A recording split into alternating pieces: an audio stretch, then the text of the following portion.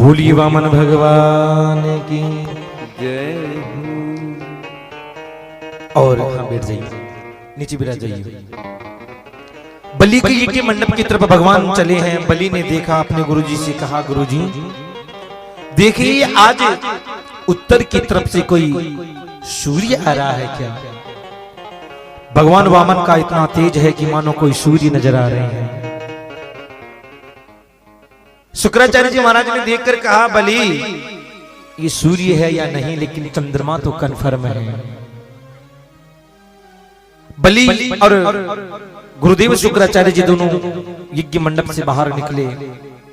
आकर भगवान वामन से कहते हैं कि स्वागतम ते नमस्तुभ्यं ब्रह्मन् किं करवाम ते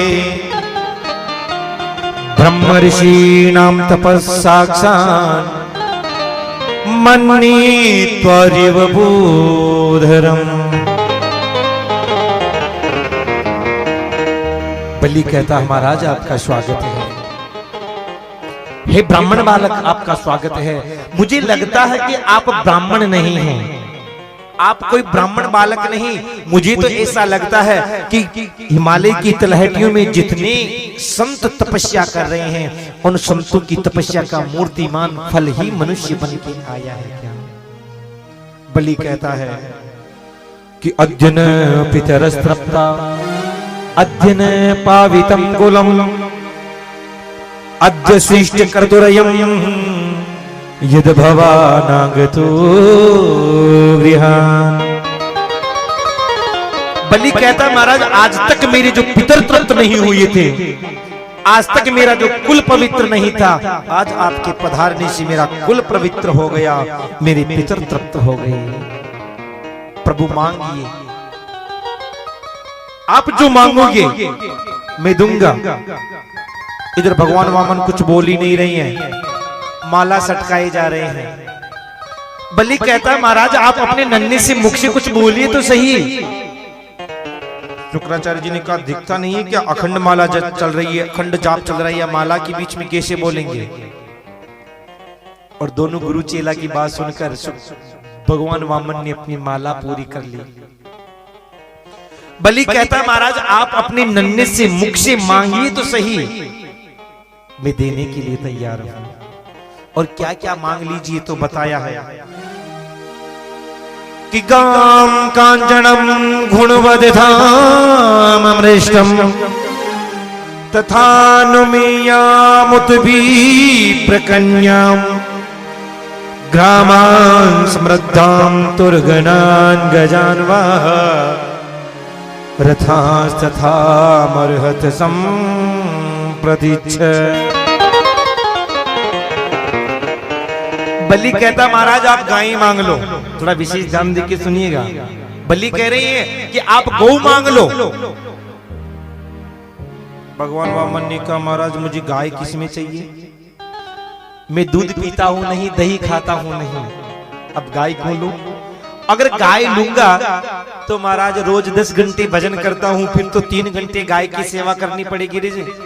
सुबह उठा गाय का गोबर उठाना पड़ेगा, गाय को पानी पिलाना, दूध निकालना, चारा डालना, दिन में चराने जाना, फिर शाम को दूध निकालना। मुझे दूध पीने की आदत नहीं, तो मुझे गाय किसमें चाहिए? अच्छा ठीक है महाराज, गाय मत लीजिए, एक काम करिए आप कांचनम धन ले लीजिए। भगवान वामन ने कहा, राजन मुझे धन किसमें चाहिए? पहनने के लिए एक वस्त्र पहन रखा है, एक धोके सुखा रखा है। बिछाने के लिए आसन है और पानी पीने के लिए कमंडल है। और क्या चाहिए? कहते हैं ना कि गुजर करे तो चाहिए क्या, और मौज करे तो है ही क्या। गुजर ही करना है तो जो कुछ है उसी में गुजर चल जाएगा।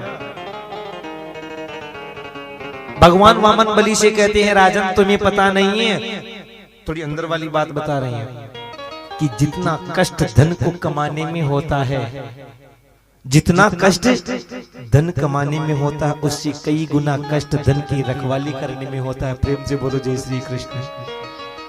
अगर धन घर में पड़ा है, अलमारी में पड़ा, तो रात को नींद नहीं आती है। अगर सो जाए तो न जाने कब कौन सी खिड़की से चोर आकर हाथ साफ कर जाए। अगर धन बैंक में पड़ा है तो भी नींद नहीं आती है कि आजकल मोदी जी ने एक नियम और निकाल दिया, 2.5 लाख से ज्यादा पाए गए तो इनकम टैक्स लग जाएगा। प्रेम से बोलो जय श्री कृष्ण।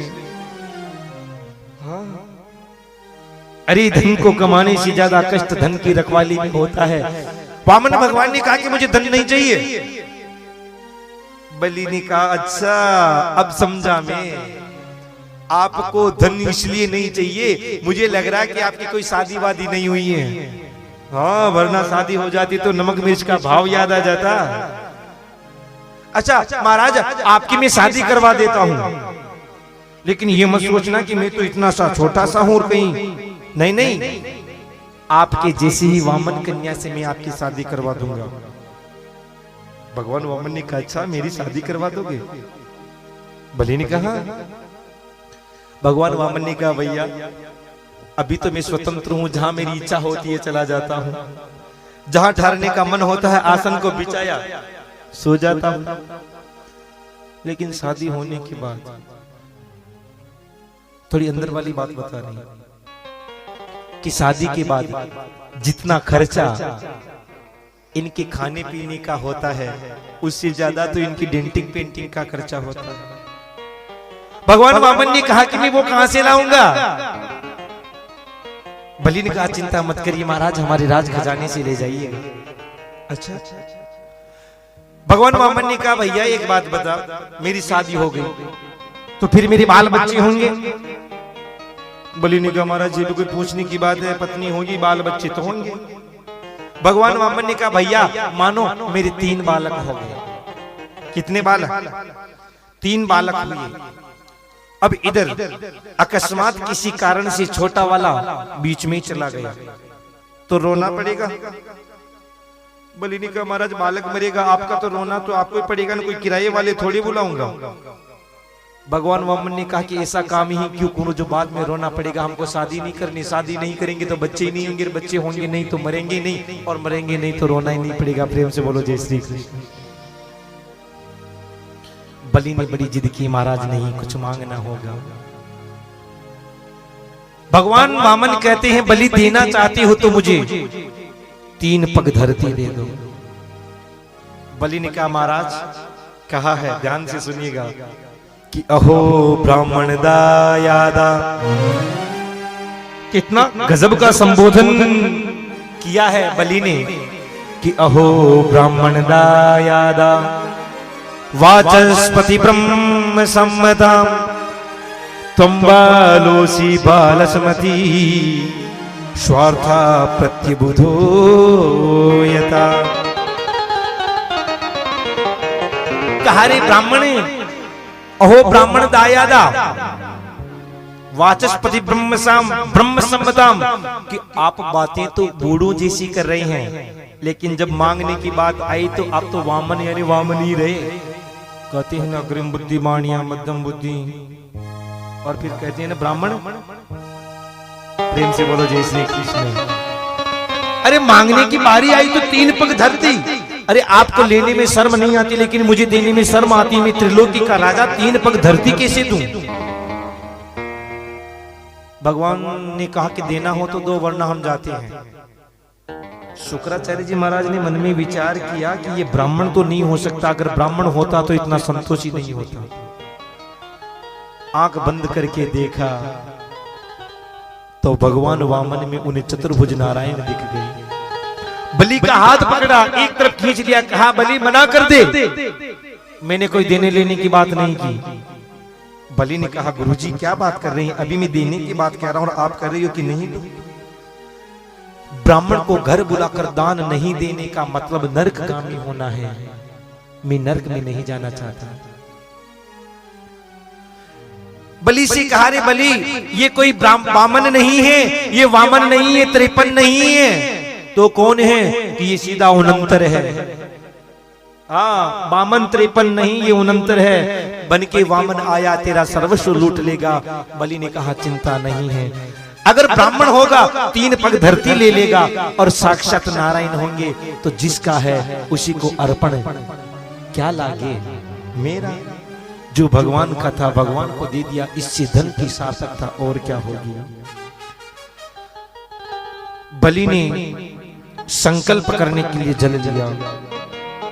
कहते हैं कि शुक्राचार्य जी महाराज जल की जाली में बैठ गए थे। भगवान ने अपनी डाब के आसन में से एक तिनका निकालकर नली में डाला और शुक्राचार्य जी महाराज की एक आंख गोविंदाई नमो नमः हो गई थी। मानो भगवान उपदेश देना चाहते हैं कि हे गुरुजी, गुरु जो होता है उसको एक दृष्टि होना चाहिए। गुरु की दृष्टि में कोई भेद नहीं होना चाहिए कि ये बालक धनवान का है और ये बालक गरीब का है। गुरु की नजर में सभी शिष्य एक जैसे होने चाहिए। बलि के हाथ में 2-3 बूंद जो जल आया उसी से संकल्प किया कि अहम विरोचन पुत्राय बलि वामन स्वरूपाय ब्राह्मणाय त्रीणि पदवी भूमिम संप्रददे।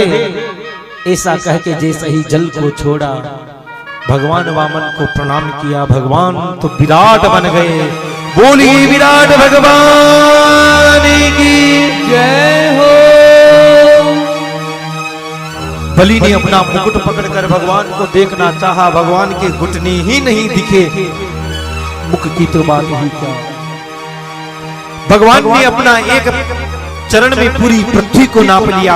दूसरा पग भगवान ने ऊपर उठाया और भगवान का चरण ब्रह्मांड कटा का भेदन करता हुआ जब ब्रह्मलोक में गया,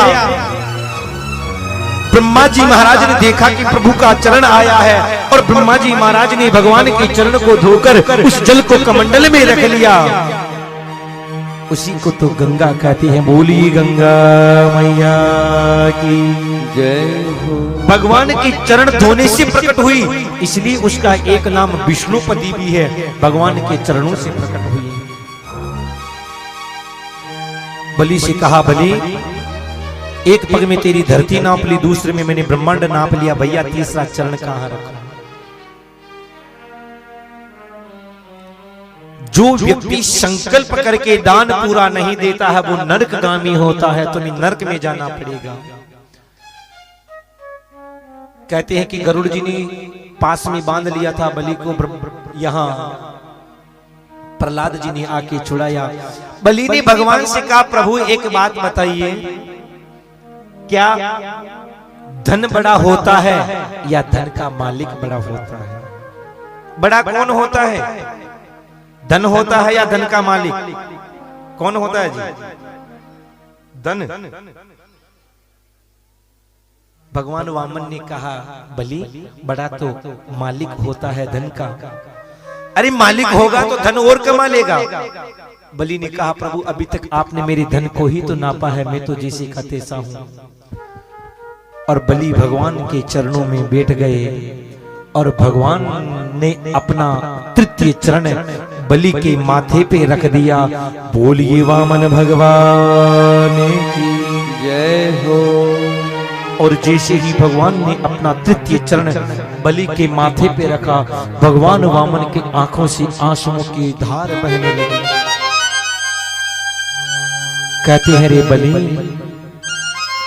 मैं तुझे छलने के लिए आया था, मैं तुझे छलने के लिए आया था, लेकिन आज तेरे इस प्रेम ने तो मुझे ही छल लिया।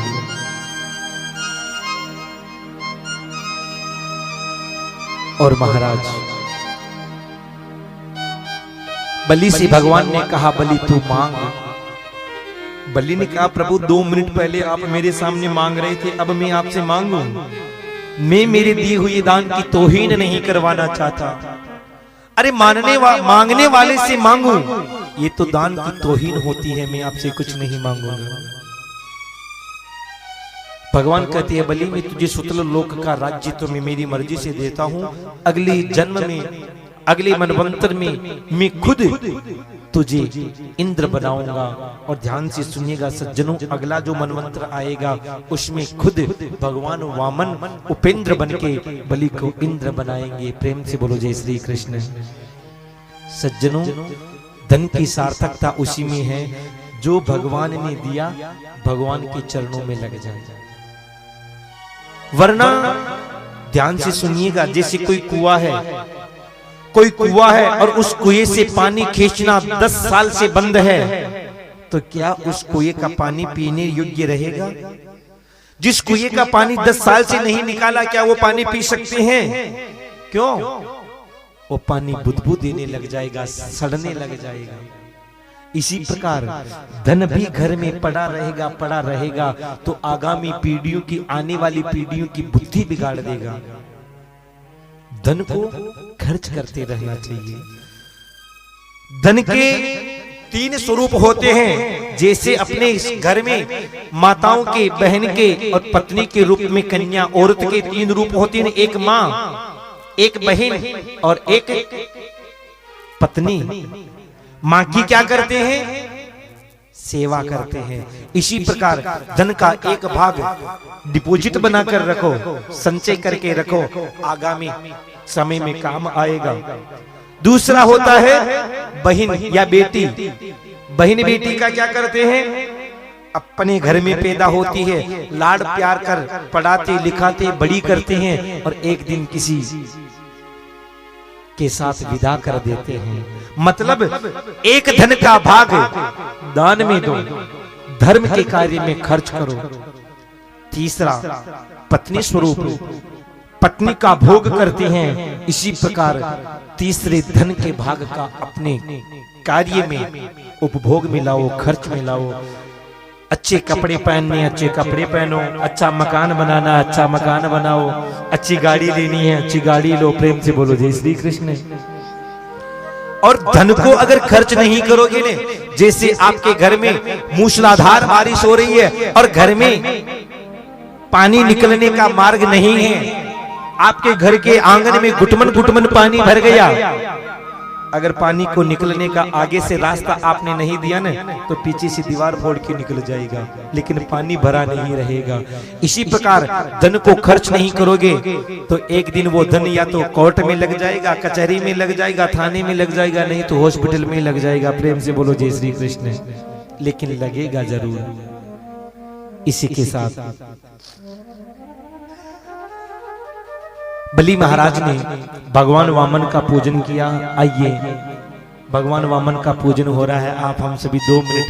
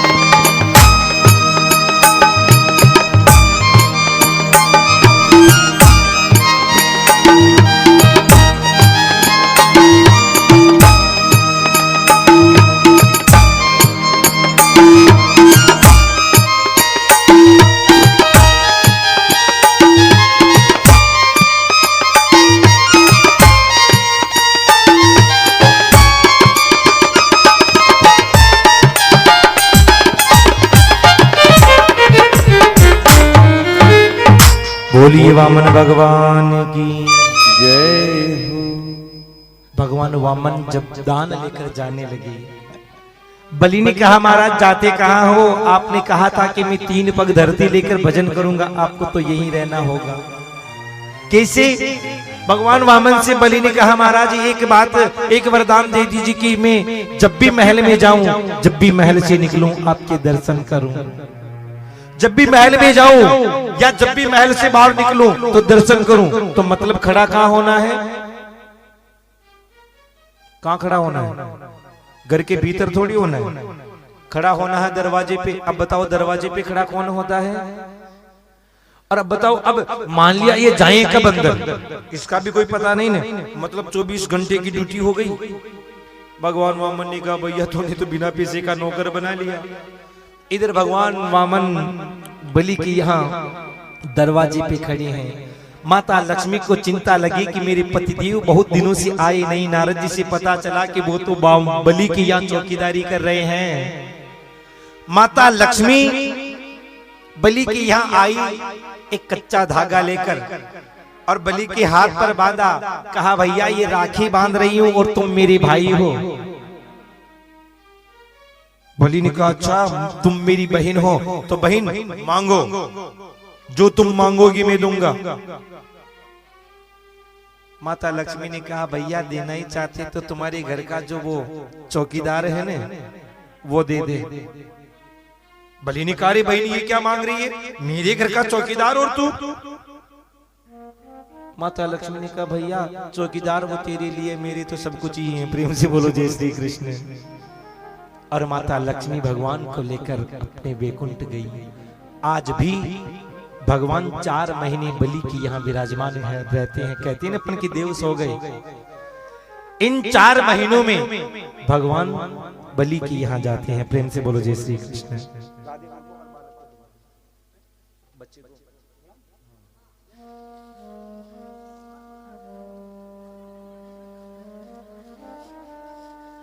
अरे इस ठंड में और इतने यहाँ आप हंस रही हैं। आप इतने लोगों के सामने एक बार खड़े होकर इधर मुंह करके देखो, देखें महाराज हाँ ये हालत हो जाएगी। इस बच्चे ने बहुत